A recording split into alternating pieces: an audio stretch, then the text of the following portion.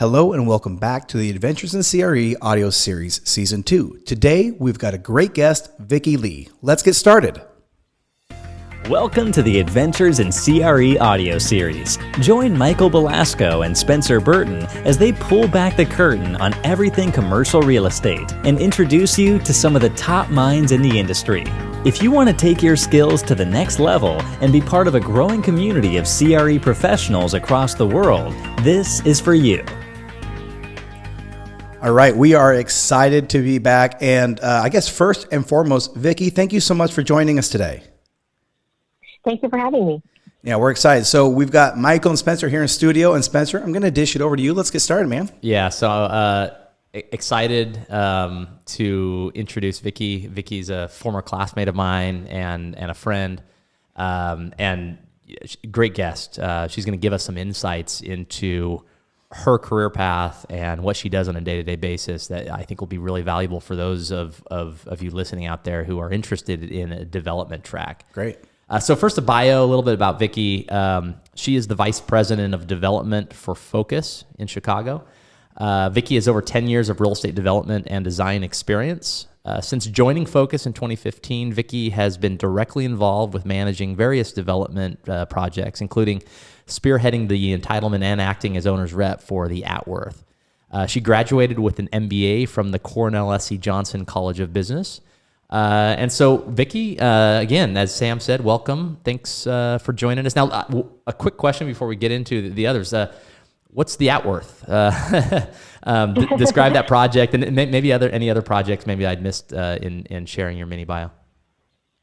Sure. So the Atworth is actually one that we just sold to Pasco out in California. It's a 260-unit multifamily rental building out in Vernon Hills, Illinois.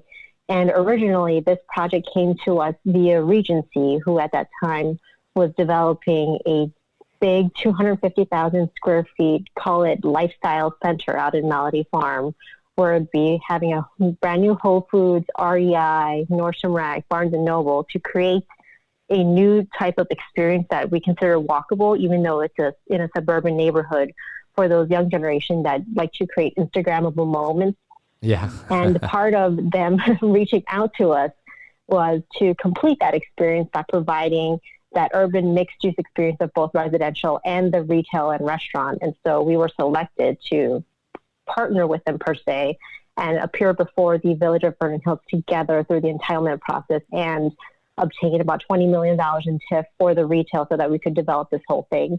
And for us, it was a very successful project, especially because we leased up the entire 260 units in a short 10 months, which is virtually unheard of in the northern suburbs of Chicago. And so we were really, really proud of it.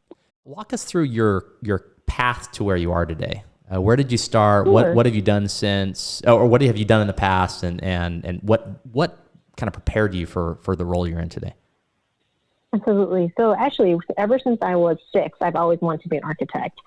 I don't exactly recall how that came to be, but it was something to the end of driving past all the houses and be able to see the families within their living room, just having a great time, that sense of community and family that was created around a home. And that's what prompted me to want to be an architect. And so I've pursued that path ever since being 6 years old, even to the point of when I was applying for colleges, only looking for universities that have a good architecture program.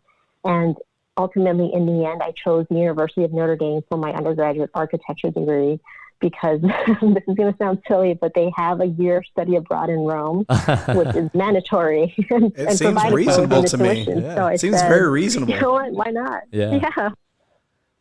Even though actually at that time, well, even to this day, Notre Dame focuses on traditional architecture, and I preferred modern at that time, but I still went for it because of the Rome program. And in the end, I think that was a good choice for me because it wasn't traditional in the sense that they only taught you how to build the fancy buildings that look like you're in Europe, but they really go back to the idea of creating neighborhoods and a walkable sense of community, aka new urbanism. And that'll tie in later to my real estate development experience. But after the 5-year program in architecture, I moved to DC to practice both planning and architecture for 5 years, and there developed a base of knowledge in terms of starting from the macro level of being able to plan cities, understanding what walkability means, understanding what it's like to actually create a neighborhood and a placemaking instead of just plopping buildings down in a city.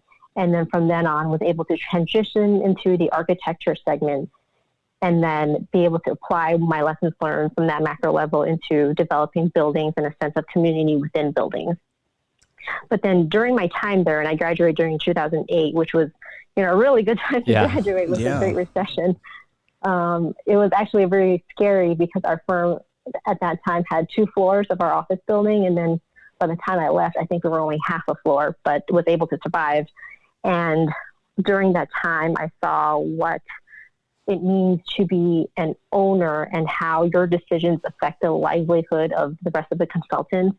Wow. And also the fact that because you are the owner, you are ultimately the creator of this project, despite the fact that I was a designer. It didn't feel like I had ownership per se in the building as well as the project, only because it wasn't my ideas nor my sourcing of the site. And so I decided to see if I can go back to business school to be on the other side and what that would feel like. Yeah. And that is where I met Spencer. Yeah, that's right. So, in fact, Vicky and I worked on a team where we had a hypothetical project that we were developing, and she has an eye for design like no one else I've met. So, a little plug for her capabilities. But thank you. So you went, you got your MBA, and from that came out. Now you're on the owner side. How does the world look? How different is the world in your current role relative to your time as an architect? I became more understanding of budgetary constrictions. Oh boy! My current architect, I remember designing this very detailed building, much unlike a modern building, more towards the traditional design that I learned before, where it was the details that made what a building is, but the developer really couldn't afford it. And now that I'm on this side, I understand how much those details cost, and made me more aware of how to balance doing good design versus being practical. It's interesting when you're talking about your path and your trajectory. A lot of people that get into development management, in my experience, they come from a finance side, and maybe yours is different. So it's really, and I've talked to a lot of people who are in architecture now, and they see kind of what you saw back when you were an architect, and how the direction and impact and everything is really on the shoulders of the owner, and they're trying to plan their transition. So, I just want to ask you, are you seeing in your experience and other people in development that have you seen a lot of them transition from architecture and design, or are you seeing more people on the finance side? And then the second part to that, which I think you've already given a lot of insight and some valuable tips, maybe you can give a little more insight to those that are in design and architecture that are looking to flip into the ownership side. Sure. So actually, Focus is unique in that our CEO is also an architect, as well as our senior vice president of development was also an architect. And actually, we have our own construction company or general contracting company, Focus Construction, who has a lot of architects as project managers. So our development team is made out of, actually, all of the development managers now have architecture backgrounds. Wow, interesting. Without the finance background, which, to be honest, is unique. In the development world within Chicago. I think we're one of the few that has that, and I believe that our owner values good placemaking and good buildings, and believe in, if you hire smart people, they can learn the finance background, but you have to have that good backbone and someone who actually cares for what they're doing. And so I think that's where it all began in terms of hiring architects. Not that we look for it, it's not a requirement, but just happens to be that way. Yeah. No, that makes a lot of sense too. I mean, we were speaking with I forget who the other guest. We had a recent guest on we were talking with, and it was it was Ben Stevens when he was talking about his book and really getting that perspective of the architect, the owner, you all have different positions, but everybody's working on the same team. And when you understand that the architect is really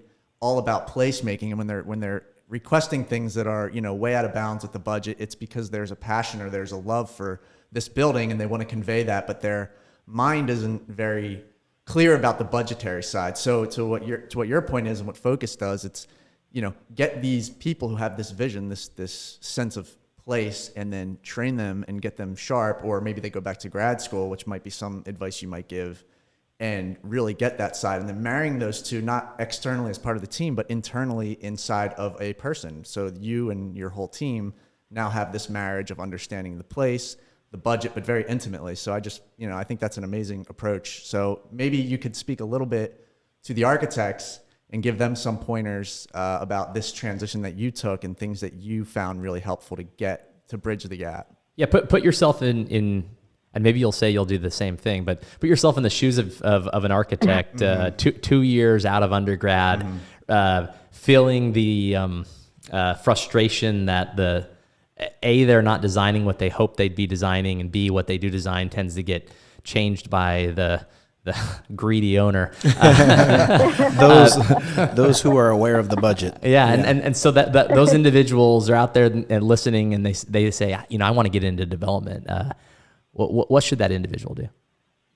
Sure. I think I would definitely recommend the business degree path, only because I know that for myself, because I was so focused on architecture, I did not have a single drop of finance background. And so for me, going through business school was important.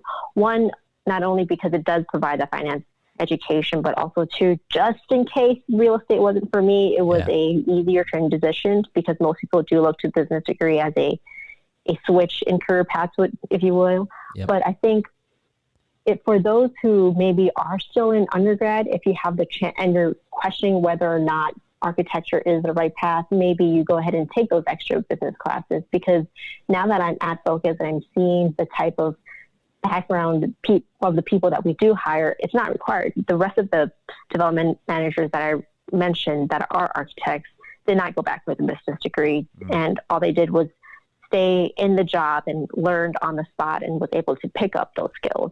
And so to the extent that you know this is your path and are willing to learn hard and just work hard, and be able to maybe even learn on your own, take some side classes, and have no desire to get another degree, then you don't have to. But if it is something that you want to, then it definitely does help and provide a speedier path, if you will. Yeah. So design is one element of real estate development that's important. It's a skill that a developer should have.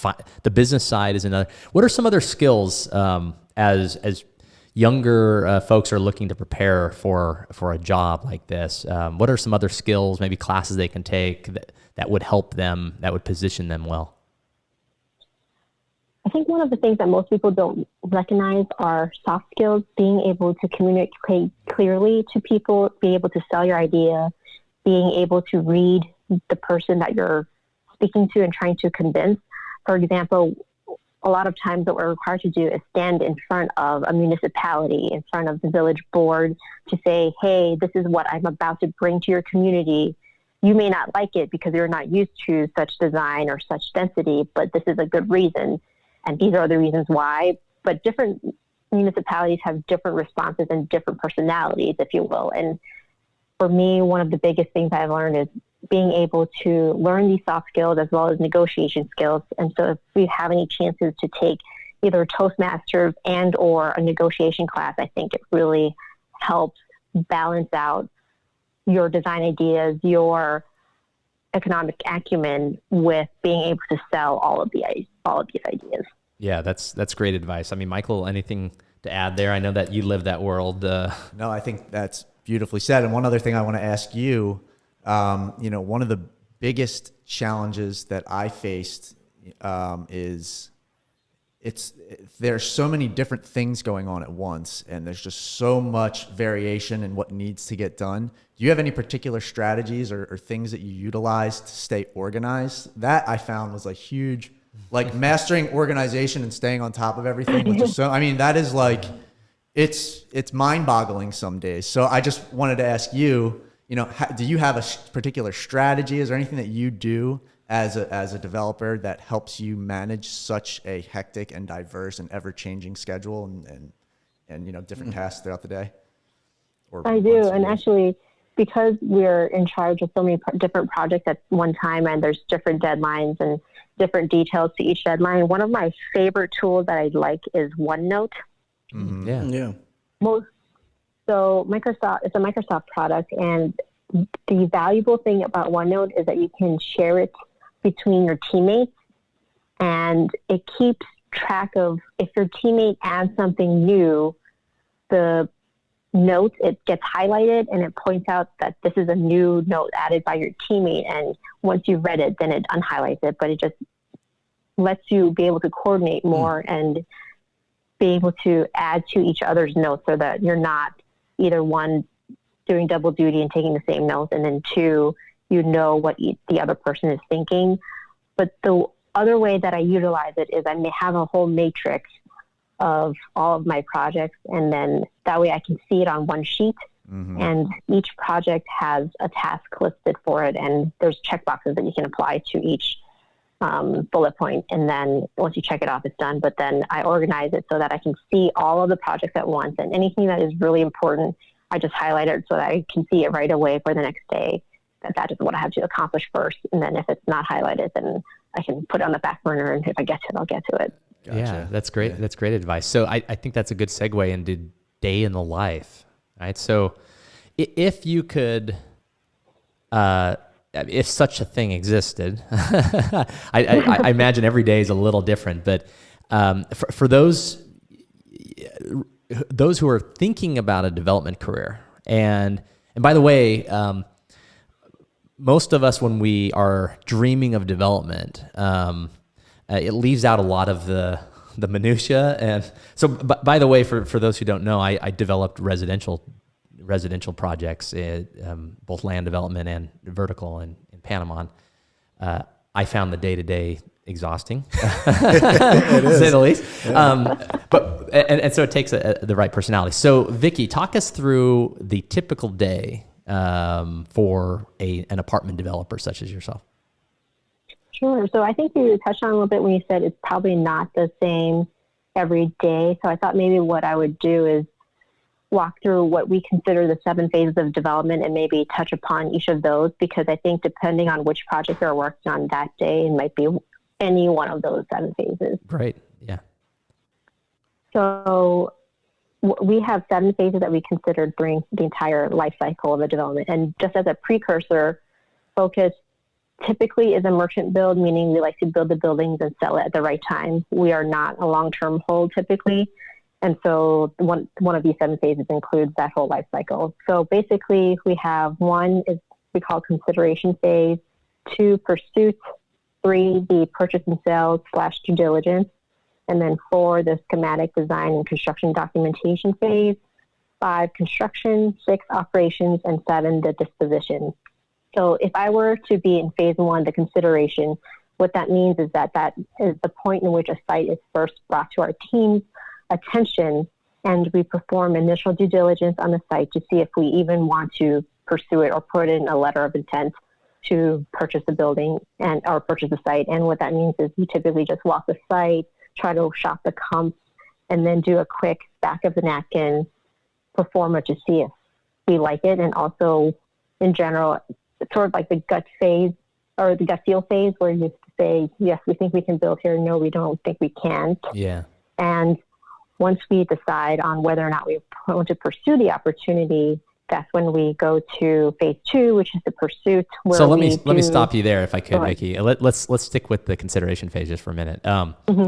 It sounds like it's a combination of you're sifting through opportunities that come in the door, right? Correct. There's some financial analysis that's involved. There's some research. I imagine you're using tools, CoStar and those sorts to find comps? Correct. Okay.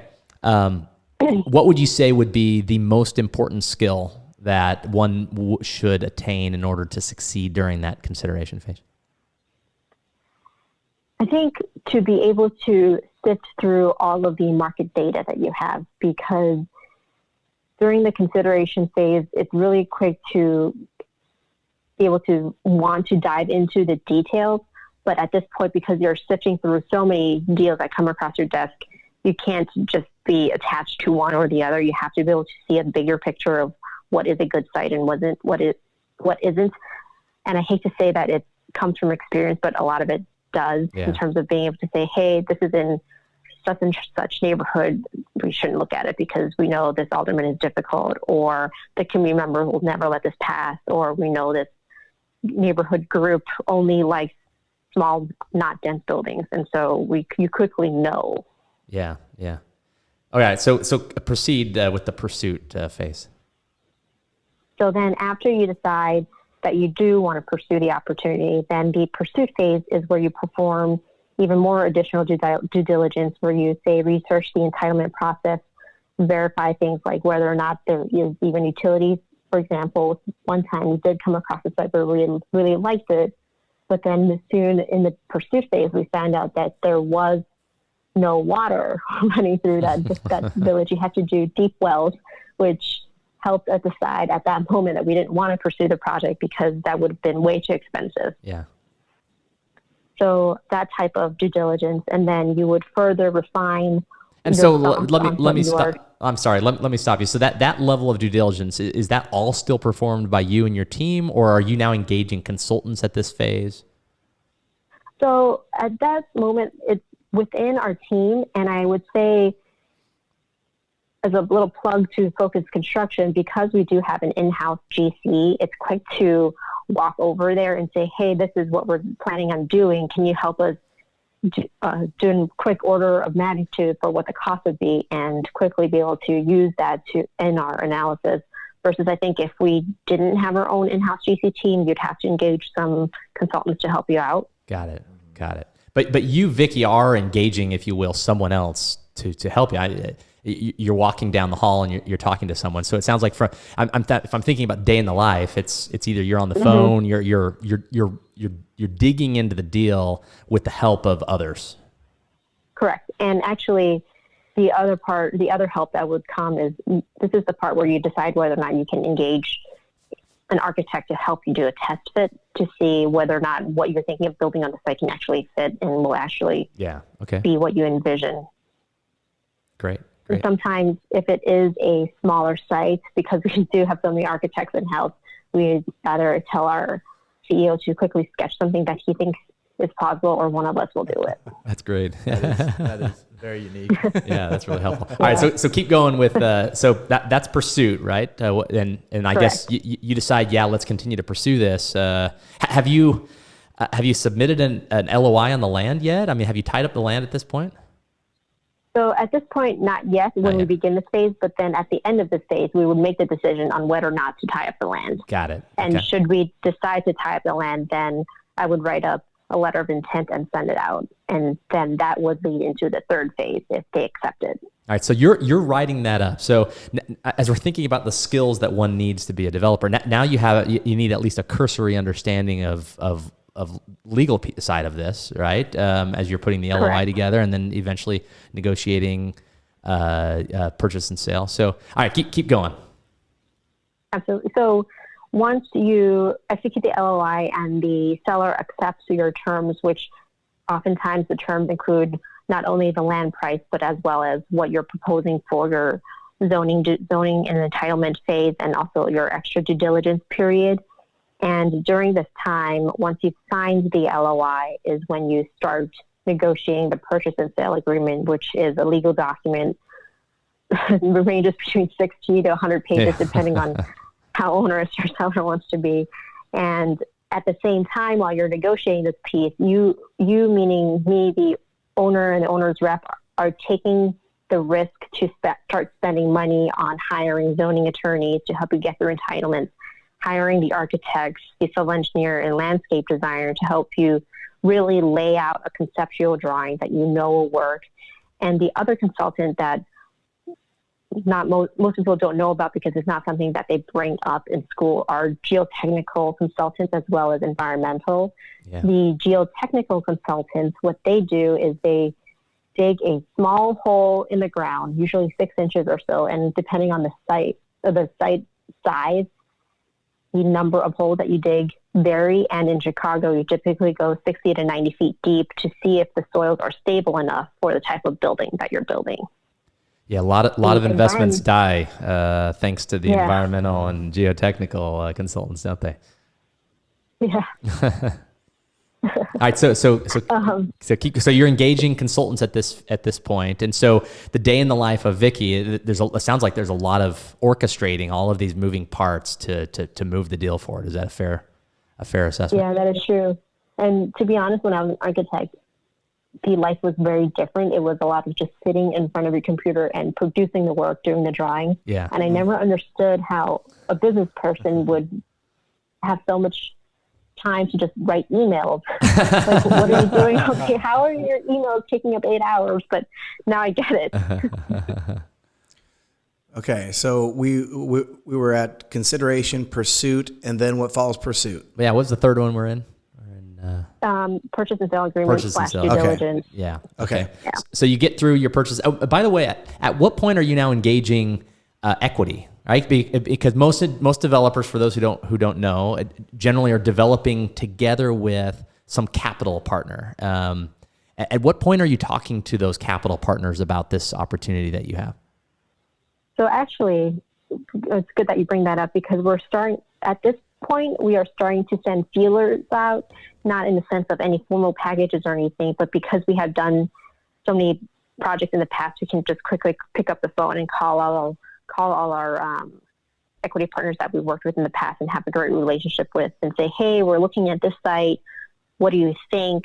So that we can gauge their look on the market to see if maybe as a second check, if we're actually pursuing the right site, because if no equity wants to be a part of it, then that's probably a hint. Yeah. And then 2, it's a good way to see which equity partners you actually do want to go out to with your equity package. To get a formal response. That's interesting. Okay, so we get the property under contract. What comes next? So typically we get the property under contract when we know we're actually getting approved for the site from the municipality during entitlements. So those come as one package. You get approved, you sign the contract. Okay. And then what comes next is you work through all of the design documentation phases, which includes hiring, or actually at this point you've already hired, but proceeding with the architect schematic design development, and construction phases. And for those who are not aware, there are, call it the 4 main phases of architecture, which is schematic design, development, construction documentation, and construction administration, each with a higher level of detail on the drawings. Yeah. And so that would be our 4th phase, which is developing the design of the project so that we can get it permitted. Okay. And so you said that your entitlement is now in place at this point? What you're Correct. Okay. So that's a long phase. That could be. Phase 4 is usually a very long phase, I'm guessing. It is. Yeah. It is very long. There's a lot of drawings, and I think along the way, what helps is that some developers split up the permit phases. So typically at the end of CD phase, if you have the luxury of time, you can submit for the entire building permit and wait for that building permit to be approved. But now, because everyone wants to speed up construction timeline, we usually split it up between a foundation permit versus a full building permit, so that you can get the groundwork going while you're finishing up your drawings. And so at this phase too, you get to start doing what you actually came there to do, right? You get to start designing. Right. Yeah. Start designing, and though actually we don't really touch much of the design. We give direction on the big picture, but ultimately the architect will wrap it up. We'll all do that, and then okay. you give them direction. So to continue in the spirit of the day in the life thing, and then we'll move on to the next phase. What I'm hearing is a lot of hurry up and wait.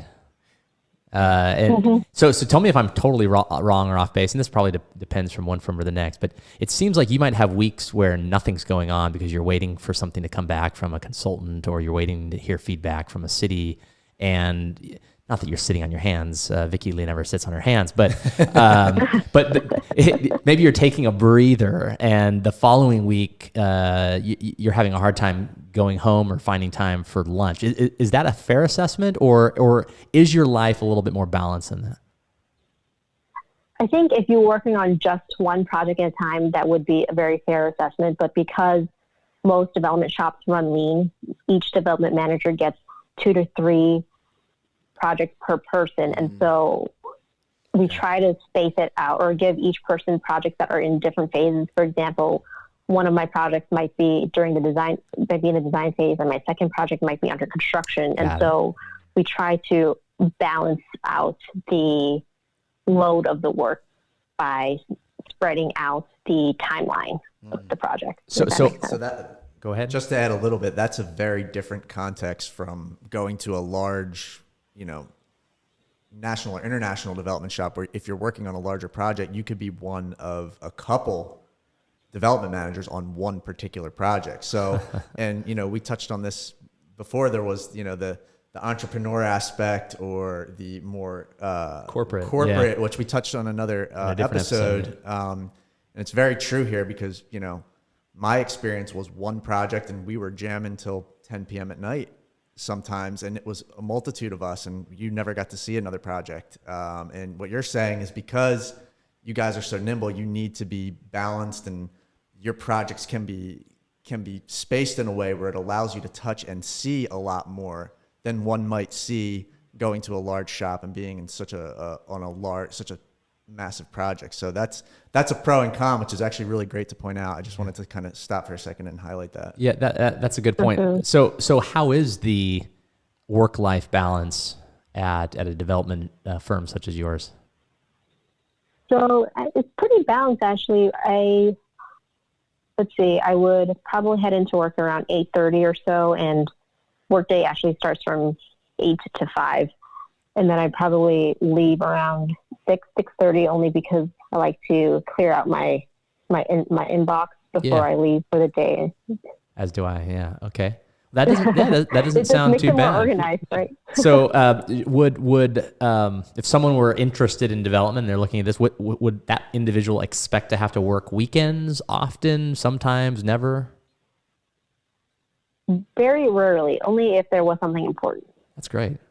Yeah, I mean, that sounds like, we have quite a few listeners, readers in the investment banking world, and development is intriguing to them for a variety of reasons. And for one would be, I think, the work-life balance, just in real estate in general, is better. But anyway, let's come back to phase 5, right? Yeah, phase 5, Vicky. Sure. So phase 5 is the construction phase, in which during this point in time, there are project managers from the construction side who's actually leading the schedule and the physical building of the development. So on the development side, we act as owner's rep, where we make sure that they are on schedule. We review the monthly draws in which all of the contractors and subcontractors get paid, to make sure that what they're getting paid for is actually what they did do that past month. And then also act as owner's rep for any on-site, on-field decisions that need to be made. For example, hey, this wall is located here per the plans, but it doesn't make sense for such and such reasons. What do you want to do? And that is my job to say, I want to do this, or I want to keep it. That sounds like a fun phase, because at this point, what you had dreamed is actually going up. And maybe it's not as fun as I'm making it out, but that sounds like an interesting. Well, they have a construction arm, a general contractor, right? So they own their own, so they don't have to deal with that arm of it, Yeah. So it probably is a lot of fun. I'm guessing. I'm sure there's stress too, but okay. So that's phase 5, and then 6 was that the operation phase? That's correct. And so once the building is open and turned over to the ownership, we do not have our own property management, so we always hire out, or if we happen to co-develop with a developer that does have a management arm, then they're the ones who are involved. But basically, the property manager is in charge of leasing up the building, as well as taking care of all of the maintenance on site and any problems that arise with the residents. And on the development side, as owner's rep, we make sure that what they're doing to leasing up the building is appropriate, and also that they're not giving away too much concessions or too little, and that their approach to getting residents in the building is either market or above market. Yeah, yeah, and for a merchant build firm such as yours, I imagine the lease up is crucial, right? Because they're preparing the building to be marketable, and as she said, concessions are too high, or if the expense load is too heavy, that means the building's going to sell for less. So that's interesting. So how involved are you on that? Is that you're going down every week and doing a secret shopping, or are you just looking at reports that they send you and giving them guidance as they request it? I go typically about once a month or so, depending on how well, on average, probably once a month, depending on how well they're doing. But then we get weekly leasing reports as well to identify, one, what the concessions are they're offering, two, the traffic that is coming in as it relates to how they're marketing and the success of turning that traffic into signed leases. And so we analyze that on a report. And also, the day after those reports come out, we get on a call with our property manager to walk through any questions that we have and discuss any strategies if we need to change something to increase the velocity. Got it. So you get the building leased up. Then what happens? And then hopefully it's the right time in the market that we can sell the building, in which case that would be phase 7, and we start the disposition process in which we hire outside brokers. Some of the shops that are known to us are JLL, CBRE, Moran and Company. They are what we call the top 3, but didn't leave anyone out, that we go to solicit a broker opinion of value, or BOV, which helps us understand their view on our building and what they think they can sell our building for. And then upon which we have interviews with each of them to understand their strategy, how they would propose to sell this building, who they know out in the market that would buy this building, and then we would select a broker to take out our building to market and then hopefully be able to find a buyer. Got it. Yeah, and then it starts all over again. Right? You sell the building and then you go out and find another one. Fascinating. I think it really gives a glimpse into the day in the life of a developer. There's a lot to it. You're an orchestrator of this very complex process. It's part project management, part people management, part design, part finance, part psychologist. Like it's a lot more full stack. Yeah. And I'm guessing that's probably the motivation that made you go from just a straightforward architect to which is technical work, right? So right. In that role, you're a technician, and for a lot of people, that's exactly what they want to do. But for those who want, your personality type will kind of dictate, where do I want to be? Yeah. I mean, I'm guessing you're never bored. Right. Right. Yeah. Some days I wish I were a little bit more bored, but right. Yeah. That's wonderful. That's wonderful. Well, so Vicky, we really appreciate you being here with us today. In kind of conclusion and parting, is there any advice or anything you would give to our listeners? I would say if this is a career path that you wish to pursue, just talk to as many people as you can. The development world is very small in terms of just solely development managers. So to the extent that you can talk to, say, brokers or investors or even lenders so that you can triangulate a path towards development, that would be very helpful. Real estate doesn't have a recruiting season per se. It's whenever someone leaves and you need someone else to help fill your pipeline.